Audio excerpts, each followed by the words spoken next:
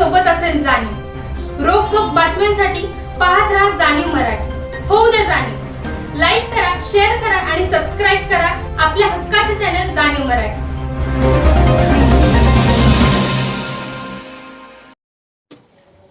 Satara police स्टेशनचे PI आहेत सचिन मेत्रे, त्यांनी ह्या महिला माणसाची हॅरेसमेंट केली आहे। रोज बोलवायचं, फोन करायचा आणि बोलवून बसवून घ्यायचं तास तास 2-2 तास आणि बसवायचं, पुन्हा लक्ष द्यायचं नाही, निघून जायचं, त्यांनी तिथंच बसायचं आणि कारण नाही, कुठली त्यांच्या विरोधात तक्रार नाही असा विषय आहे।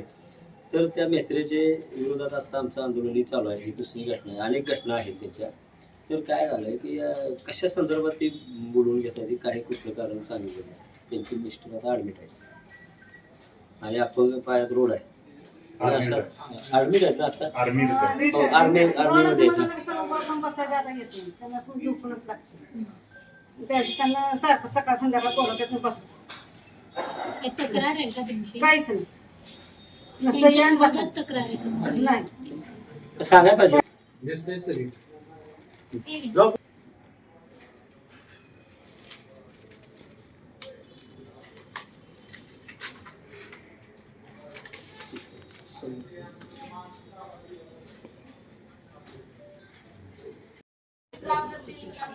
समता कॉलनी, खिंडवाडी तालुका, जिल्हा सातारा येथील माजी सैनिक सुनील मानसिंग माने यांना कोणतेही स्पष्ट कारण न सांगता वारंवार पोलीस ठाण्यात बोलावून तासनतास बसवून ठेवले जात असल्याचा गंभीर आरोप त्यांच्या कुटुंबियांनी केला आहे।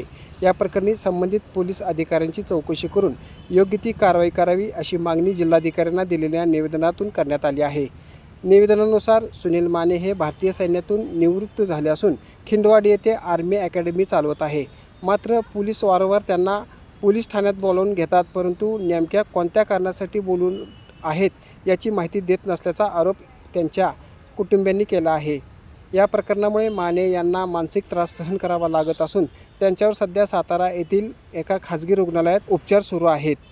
या संदर्भात दलित महासंघाचे जिल्हाध्यक्ष उमेश चव्हाण यांनी संपूर्ण प्रकरणाची सखोल चौकशी करून संबंधितांवर योग्य ती कारवाई करावी अशी मागणी त्यांच्या कुटुंबियासहित जिल्हाधिकाऱ्यांकडे केली आहे।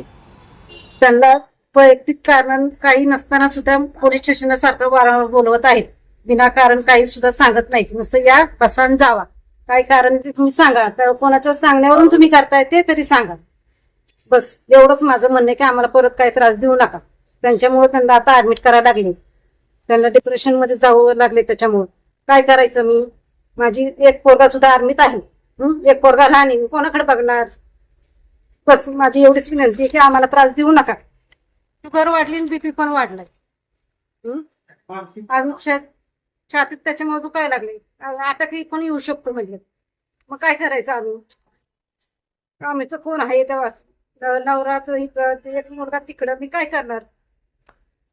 आपण सुनील माने ह्या पीडित आम्हाला भेटलेले आहेत आणि त्यांचाही पोलीस डिपार्टमेंटशी संलग्न असणारा मॅटर असल्यामुळे त्यांनी माझ्याकडे लिखित तक्रार दिलेली आहे दलित महासंघाकडून आणि अनुषंगानं खरं तर पोलिसांची करारनामे नवीन बाहेर यायला लागले। आज आपण पाहतोय दिल्लीचं आंदोलन असेल, इथली स्थानिक आंदोलन असतील, पोलीस कशा पद्धतीचं या लोकांना, सर्वसामान्य लोकांना वागणूक देत आहेत, हे जिवंत उदाहरण अर्पणा दिलीप मानेचं समोर आहे। त्या आज रडतायत मीडियाच्या समोर आणि कुठलंही कारण नसताना सातारा शहर पोलीस स्टेशनचे पोलीस अधिकारी त्यांना वारंवार बोलवून बसवून घेतात आणि काही न सांगता पुन्हा अधिकारी निघून जातात। तो बिचारा बसून घरी जातो। त्या मानसिकतेतून त्याचा बीपी वाढलेला आहे, शुगर वाढलेले आहे आणि त्याचं छातीमध्ये धडधड होते असं त्या म्हणतायत आणि डॉक्टरांनी सांगितलंय अटॅकही येऊ शकतो। तर अशा परिस्थितीमध्ये पोलिसांना याचं काही घेणं देणं नाही, कुणी मेला गेला तर त्यांना काय याचं सोयसुतक नाही। मात्र दलित महासंघाकडे तक्रार आल्याचे नसेल, इथले जे काय पोलीस अधिकारी आहेत त्यांना आमचं सांगणं आहे की अशा पद्धतीची वागणूक महिलांना दिली जाते का, महिलांचा आदर पोलीस करतात का नाही, हा प्रश्न दलित महासंघाकडे आलेला आहे। मात्र दलित महासंघ, मी आज या ठिकाणी तुम्हाला मीडियाच्या माध्यमातून सांगतो की महिलांचा जो पोलीस आदर करणार नाही त्याला आम्ही सोडणार। मात्र ही लोकशाहीचं राज्य आहे, हे घटनेचं राज्य आहे आणि घटना ही सर्वांना समानता न्याय मिळाला पाहिजे। मात्र ह्या महिला ज्या जिल्हाधिकारी कार्यालयासमोर रडतायत, हे डोळ्यातलं अश्रू तिथल्या पोलीस अधिकाऱ्यांना त्याचा जो काय त्यांच्यावर झालेला अन्याय आहे तो त्यांना निस्तरावा लागेल असा या ठिकाणी मी इशारा देतो. मात्र त्यांनी त्यांच्या मालकांना वारंवार बोलवून जो त्रास दिलेला आहे याची एसपीनी खात्याने चौकशी करावी आणि त्यांच्यावर कारवाई करावी अशी मी या ठिकाणी दलित महासंघाच्या वतीने मागणी करतो.